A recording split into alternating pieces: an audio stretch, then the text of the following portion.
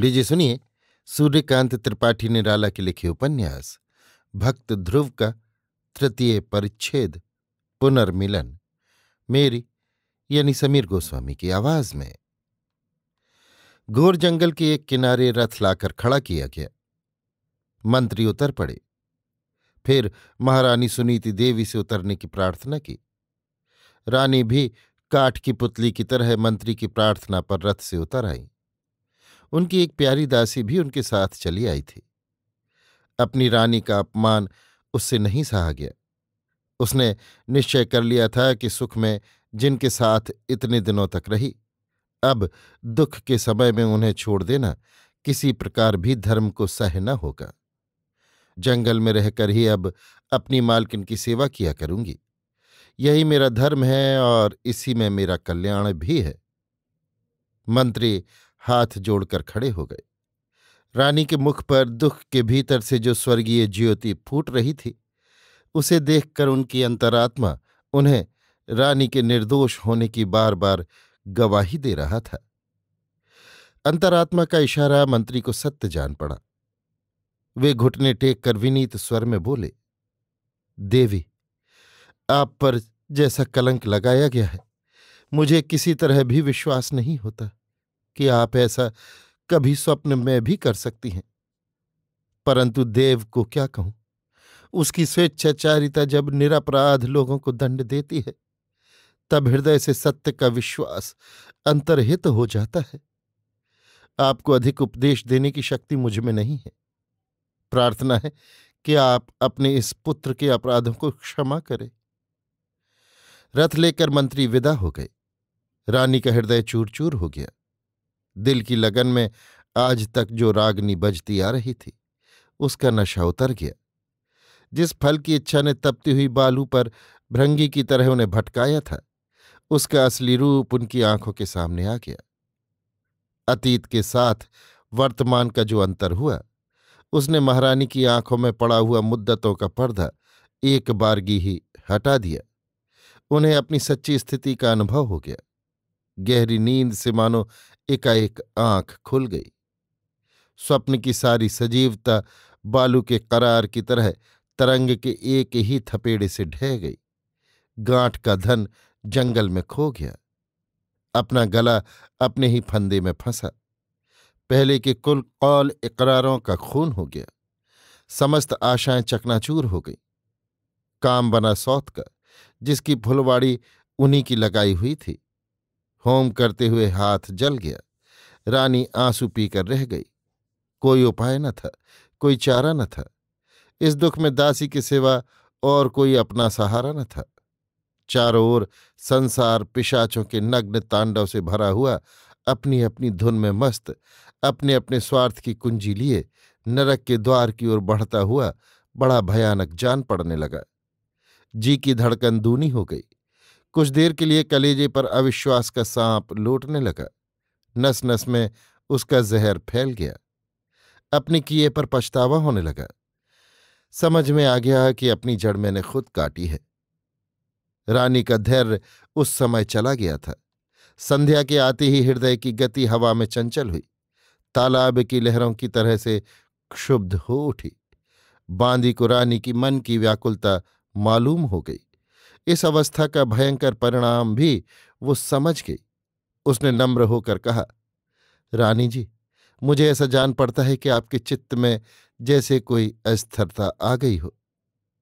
क्या अपने हाल पर तुम्हें बहुत दुख हो रहा है? सुनीति, देख, मुझे दुख अपने लिए नहीं हो रहा है। मुझे महाराजा पर बड़ा विश्वास था। क्यों रे, क्या राजा को मेरे व्यभिचारिणी होने का संदेह एक बार ही हो गया होगा? दासी, संदेह कौन करता है? उसको संदेह करने की फुर्सत भी हो? रानी जी, दुनिया में सब धोखा है। जिनके लिए तुम मर मिटी, तुम न होती तो किसी कंगाल के घर की चक्की पीसती, तुम्हारी सौत, जूठे बर्तन धोती, तुम्हारी ही बदौलत रानी बनी है। पर तुम्हें कैसा बदला दिया है, और तुम उनकी खिदमत में लगी रहती थी। बस यही स्वभाव सबका जानो। राजा को कुछ भी माया ममता होती तो कभी ये दशा न करते। रानी, ये मनुष्यों की कैसी प्रकृति है कि जिसके लिए कभी अपने सर्वस्व तक के दान कर देने का वचन देते हैं, उसे ही वे कुछ दिनों में भूल जाते हैं। क्या यही प्रेम का परिणाम है? लेकिन मुझे तो महाराज की उस दृष्टि की, उस भाव की जब याद आती है, तब हृदय अब भी एक ही बात जैसी पहले कहा करता था, कहता है कि इन आंखों में सच्चा प्रेम है। इस भाव में छल कपट का जहर नहीं मिला।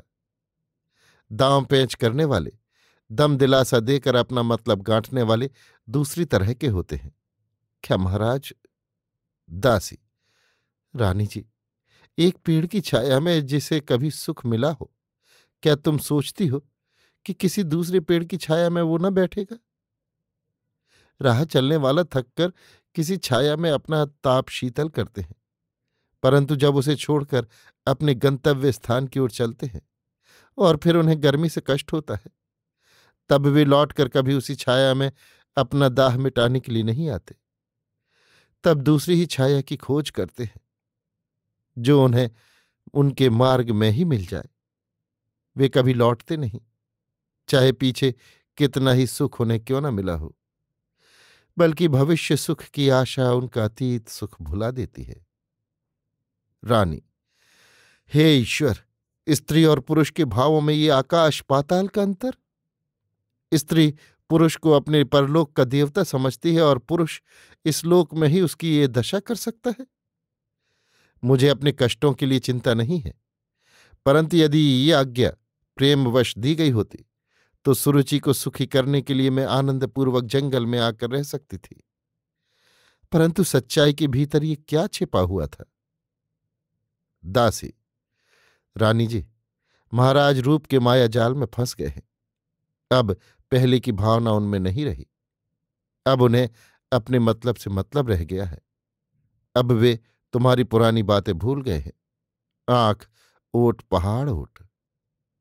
जिस दिन तुमने उनके हाथ में उनकी लालसा का प्याला खुद लेकर रखा, उन्होंने पिया, नशा चढ़ा कि तुम्हें भूले। अब ना तो उनका वो नशा उतर सकता है और न पिछली बातों की उन्हें याद आ सकती है। जिसने आंखें फोड़ ली, अब वो फिर आंख उठाकर न देखेगा। बिना किसी अपराध के जिसने घर से निकाल कर बाहर कर दिया, चलते समय एक बार आकर दो बातें भी नहीं पूछी, उसके ईमान का सौदा वहीं समाप्त हो चुका। रानी, लेकिन दूसरे का अगर ईमान डिगता है तो क्या मुझे भी अपने धर्म से हाथ धो लेने चाहिए? कसौटी पर सब सोना खरा नहीं उतरता। कांटों में उलझने के डर से कभी राह का चलना कोई नहीं छोड़ देता। हम स्त्रियों के लिए एकमात्र देवता पति है। उनकी पूजा से पति विमुख होकर भी मुझे निवृत्त नहीं कर सकते। ये सब ठीक तो है, परंतु जब स्मरण हो आता है कि महाराज क्या थे और क्या हो गए, तब क्या कहूं कि मेरी कैसी दशा हो जाती है। ये बिल्कुल वैसी ही बात है जैसे कोई आकर कहे कि गुलाब में सुगंध नहीं, अथवा कमल जमीन पर खिलते हैं। रानी की विक्षिप्त अवस्था में कोई परिवर्तन नहीं हुआ। दासी अपनी मालकिन के दुख को हृदय में रख उनकी सेवा के लिए तैयार हो गई। जंगल से घास फूस लाकर एक जगह उसने एक छोटी सी कुटिया बनाई। इधर उधर वहां कुछ ऋषियों के आश्रम भी थे। रहते रहते रानी के साथ ऋषि पत्नियों का परिचय हो गया। उनके प्रेम में रहकर रानी का बहुत कुछ कष्ट दूर हो गया। उन्हें ज्ञान हुआ। वे समझी कि संसार क्या है, यहाँ किस तरह रहना चाहिए और परलोक के लिए सांसारिक फंदों से छुटकारा प्राप्त कर किस तरह तैयार रहना आवश्यक है। रानी सुनीति के हृदय का क्षोभ, दुख, परिताप, अपमान, स्मरण विस्मरण की ज्वाला सब मिट गई। ऋषियों के उपदेश से आत्मा की विमल ज्योति दिन पर दिन उज्ज्वलित होकर निखरने लगी। पति के प्रेम का यथार्थ तत्व उनकी समझ में आ गया। पति के अंदर परमात्मा का स्वरूप है, उस पर चित्त रमने लगा। तब ऐसा भाव पैदा हुआ कि पति चाहे सैकड़ों स्त्रियों के बीच में रहे, चाहे अपनी अनुगामिनी सती पत्नी का कितना ही निरादर क्यों न करे, पर वो सब समय सब अवस्थाओं में स्त्री के लिए ईश्वर कल्प और परम पूज्य है। ज्यों-ज्यों रानी का सत्य दृढ़ होता गया, त्यों-त्यों विकारों के समूह जो उनके शरीर में आश्रय पा रहे थे नष्ट होते गए। रानी सत्य के ज्योतिलोक में रहने लगी। उनकी सेवा करती हुई दासी की अंतर्दृष्टि भी निर्मल होने लगी। कालचक्र की गति बड़ी विचित्र है। कब क्या हो जाता है, कब क्या होने वाला है, इसका निर्धारण मनुष्य नहीं कर सकता। इसी नियम की परिवर्तनशीलता से सिद्ध होता है कि सब के दिन एक से नहीं रहते। कभी महाराज को रास्ते का फकीर होना पड़ता है और कभी रास्ते के भिक्षुक को स्वर्ण सिंहासन पर बैठे हुए देखा जाता है। जिसमें कभी चलने की शक्ति नहीं रहती, उसे लोग कदम उठाकर राह तय करते हुए देखते हैं, और जिसमें सब प्रकार की शक्तियों का भंडार भरा रहता है, वो कभी अचल और मृत अवस्था में नजर आता है।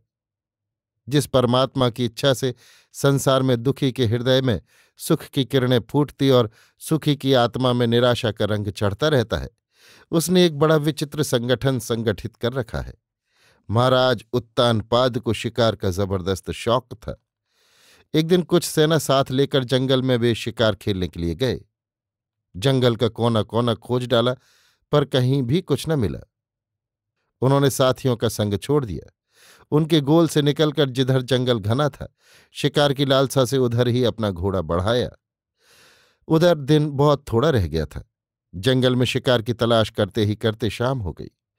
उनके साथी जंगल से बाहर निकलकर महाराज को तलाश करने लगे, परंतु महाराज को बाहर निकलने की राह मालूम न थी। वे कुछ दूर घने जंगल में बढ़ गए थे। अब वे अपने साथियों से आकर न मिल सके। चारों ओर जंगल में भटकने लगे। आसमान पर संध्या का अंधकार गहरा हो गया था।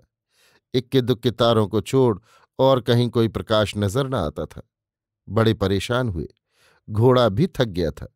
भटकते फिरते जंगल में एक ओर पेड़ों के बीच से दीपक की रोशनी आती हुई दिखाई पड़ी। महाराज को भरोसा हुआ, जी में जी आया।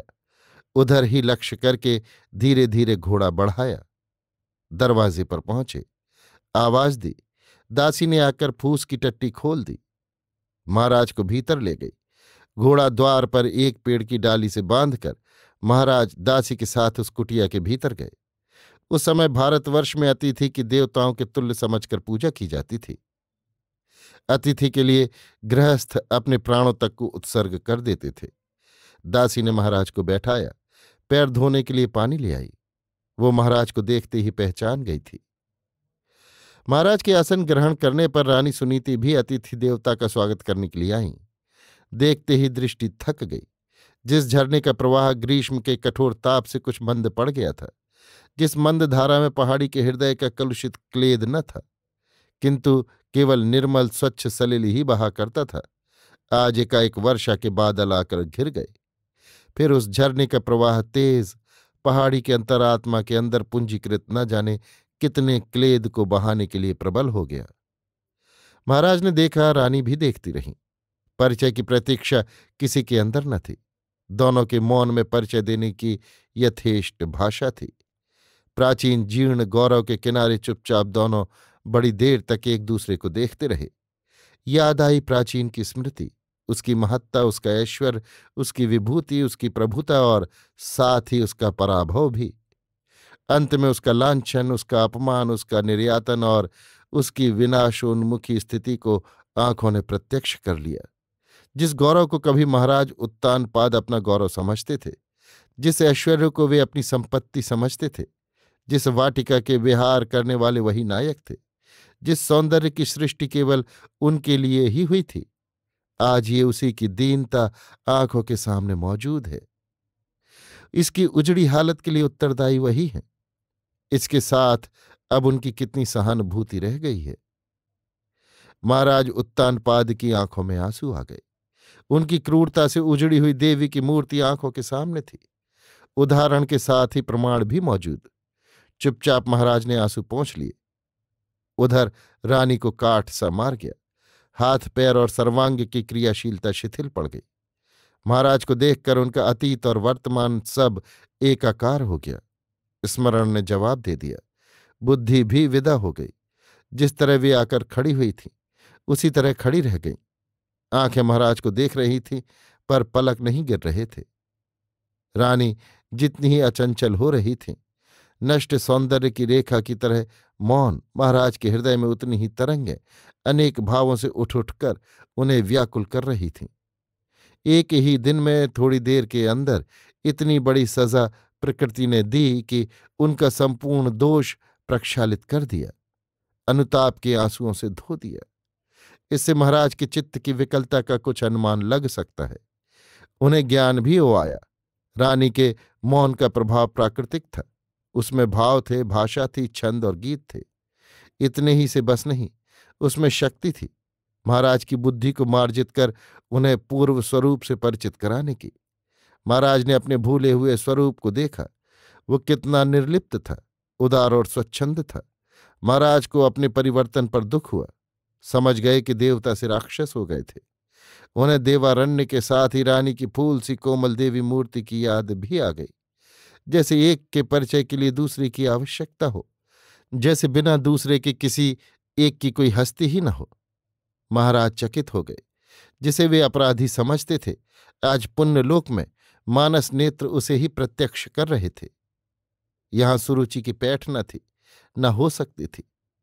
न महाराज को उसकी बात एक बार के लिए याद ही आई।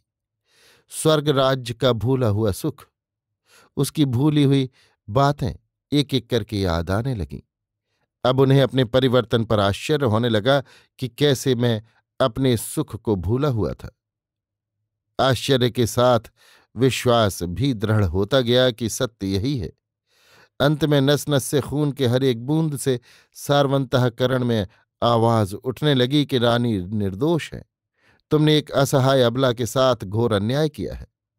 तुम शक्ति वाले राजा हो, अपनी शक्ति का नितांत अनुचित प्रयोग किया है। सत्य की मर्यादा को नष्ट करने की कोई कसर उठा नहीं रखी। तुम महापापी हो, सती को तुमने कलंक लगाया है।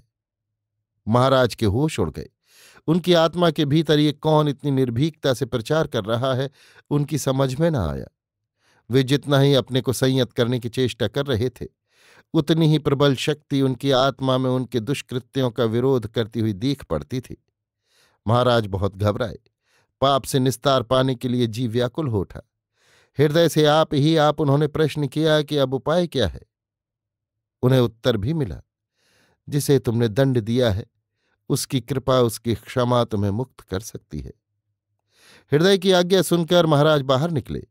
सामने वही मूर्ति जिसे दंड की आज्ञा दी थी, जिस पर व्यभिचार का कलंक मढ़ा गया था, चुपचाप पत्थर की मूर्ति की तरह खड़ी हुई उन्हें देख रही थी। महाराज पैरों पर गिर पड़े, कुछ कह नहीं सके। रानी की निश्चलता भी महाराज के पैरों पड़ते देख औचित्य के अनुष्ठान के लिए रानी को छोड़कर चली गई। रानी ने महाराज को उठा लिया, कहा, नाथ, मेरे भाग्य ही ऐसे हैं, तुम्हारा क्या दोष है। राजा, प्रिय, मेरी आंखों पर मोह का पर्दा पड़ गया था। मैं तुम्हें भूल गया था। मुझे तुम्हारी याद नहीं थी, पर तुमने मेरी याद रखी। मैंने तुम्हारे लिए कांटे बिछाए, पर तुम मेरे लिए फूलों की शैया की रचना करती रही। मुझे सुपथ पर लाने का श्रेय तुम्हें ही प्राप्त है। अब ऐसी भूल कभी न होगी, मुझे क्षमा करो। रानी, महाराज, देव से सबको दुख मिलता है, मुझे भी मिला। तुम बिल्कुल निरपराध हो। मैं तुम्हारे अपराध की बात सुन नहीं सकती, मुझे कष्ट होता है। अब ऐसी बातें न कहो, मुझ पर दया करो। ईश्वर की जो इच्छा थी वो पूरी हो गई। मुझे एक यही दुख था कि इस निरपराधनी को तुमने बिल्कुल बिसार दिया। महाराज, मेरे व्यभिचार पर तुम्हें विश्वास कैसे हो गया था? मुझे आश्चर्य बस इतना ही हुआ करता था। दासी पैर धोने के लिए पात्र में जल ले आई। रानी महाराज के पैर धोने लगी। धोकर आंचल से अच्छी तरह पोंछ दिए। जंगल में फल फूलों की सिवा और रहता ही क्या। उन्हीं से उस रात को अतिथि सत्कार की व्यवस्था की गई। महाराज ने तृप्तिपूर्वक भोजन किया। तृण का बिछौना था, उस रात को उसी पर आराम से सोए। रानी पैर दबाती रहीं। उस रात को महाराज की आंख नहीं लगी। बातों ही बातों में तमाम रात कट गई। सुबह को रानी को बहुत तरह धैर्य देकर घोड़े पर सवार हो वे अपनी राजधानी को चले गए। अभी आप सुन रहे थे सूर्यकांत त्रिपाठी निराला के लिखे उपन्यास भक्त ध्रुव का तृतीय परिच्छेद पुनर्मिलन, मेरी यानी समीर गोस्वामी की आवाज में।